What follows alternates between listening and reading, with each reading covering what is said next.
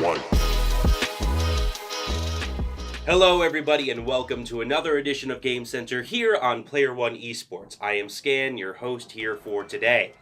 On today's episode, we're going to be looking at some YouTube Mortal Kombat woes that are currently ongoing. The Sega Genesis re-enters the console market in the modern era, and the Nintendo Labo sees possibly one last chance to survive with a shot at VR. All that and some esports updates here from our end here at PlayerOne Esports coming to you on this episode of Game Center. Mortal Kombat 11, arguably one of the most highly anticipated games of the spring quarter of gaming, is having a few issues on YouTube right now. Content creators are seeing their videos taken down for too much realistic violence. See, there is an AI algorithm that runs on YouTube that takes down videos that feature real gore and real violence because that's not the content that YouTube wants to have on their platform. The problem here is that the violence in Mortal Kombat 11 is so realistic and so visceral that this algorithm is catching these fatalities and fatal blows that occur in the game as real-world actual violence. Popular YouTuber Maximilian Dude, one of the most subscribed to fighting game channels on all of YouTube, recently approached this topic when there was a video released looking at one of the new characters announced for Mortal Kombat 11. There was an attempt to filter through this by making some scenes of extreme gore black and white as opposed to in full color, and as of right now, as of this recording, that video has not yet been taken down.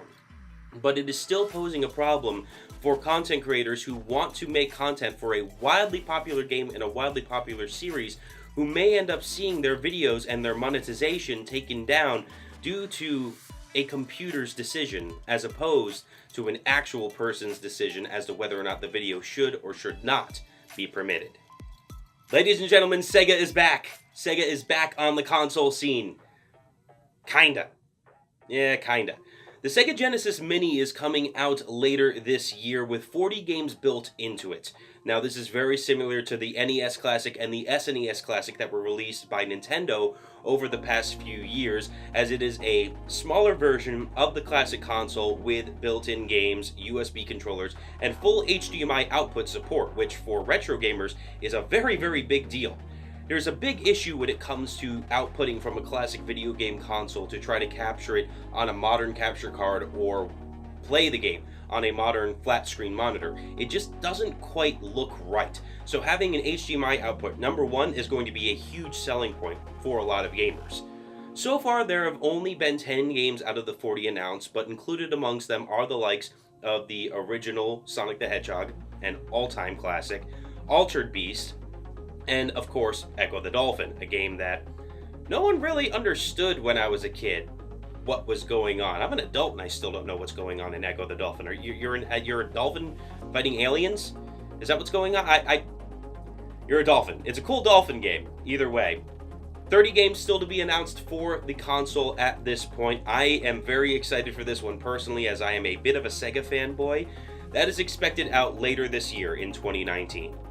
Nintendo Labo, Nintendo's build your own controller and play interactively in wild and imaginative ways platform, it hasn't exactly been a huge success. Currently, the estimates are that in 2018, the year of its release, and it's just about the 1 year anniversary of its release actually, it sold about 1 million units across all Labo kits, which, with 3 kits released to date, isn't exactly stellar sales numbers. So, the Labo is taking a new shot at something completely fresh, or at least fresh to Nintendo for the first time in about 2 decades at least. That is virtual reality. Now, those of us who are old enough to remember the Virtual Boy, the nightmare-inducing and red lines burned into your retina take on virtual reality by Nintendo, they haven't exactly had a big success with virtual reality. But this is totally different. Virtual reality kind of makes sense with the Nintendo Switch. You already have 2 motion controllers when it comes to the Nintendo Switch, and the actual, essentially, tablet section of the Switch makes a perfect idea for a VR screen. So once you build the headset, you will slide in the VR headset to the screen, and there you go. Put it on your head and play. Great. So what games are there going to be to play? How about two huge ones in Super Mario Odyssey and The Legend of Zelda Breath of the Wild? Two of the best-selling games on the console that still consistently rank amongst the top 15 games selling worldwide week to week. This is a very good showing for the Labo, but the unfortunate reality is this may be the last chance the Labo has as a platform to survive. PlayerOne Esports held our second ever Midwest Battlefields here live from the PlayerOne headquarters arena in Carmel, Indiana. This time, we featured two different tournaments for Smash Bros. Ultimate, a singles tournament and a doubles tournament, with nearly 80 players showing up for singles this time around. Despite some fierce competition, our top three ended up being some familiar names to those familiar with Smash Bros. Here in the Indianapolis area, being Mysterica, Mr. Work, and Israel.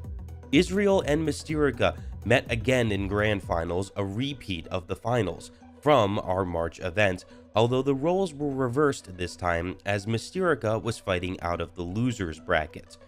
Nevertheless, Mysterica would not be denied the repeat as champion, resetting with a quick 3-1 first set and a dominating 3-0 second set, taking it and showing why Mysterica has arguably the best Zelda in the entire Midwest.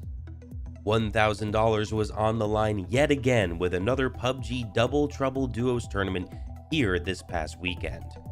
Balefrost and Matthew came out of the gate on fire, looking like they had this one in the bag early on after the first two games. In fact, Balefrost and Matthew would take the Mr. Murder Bear bonus with a staggering 26 kills across all four games. However, slowly catching up were the Ghost Cadets, who would end up stealing the overall win after game number 4. Ghost Cadets finished in first place with 750 overall points. Balefrost and Matthew took second place, and as previously mentioned, the Mr. Murder Bear bonus with 715 points, and Team Smoke and Aces snuck into third place with 645 overall points. Thank you for joining me this week on Game Center. If you want to know more about what's going on in the world of PlayerOne Esports, you can check us out on social media such as Instagram, Twitter, and Facebook. You can join our Discord channel. You can give us a follow here on YouTube, and also please consider giving us a follow over on Twitch as well. For PlayerOne Esports and for Game Center, I have been Scan. Game on, everybody.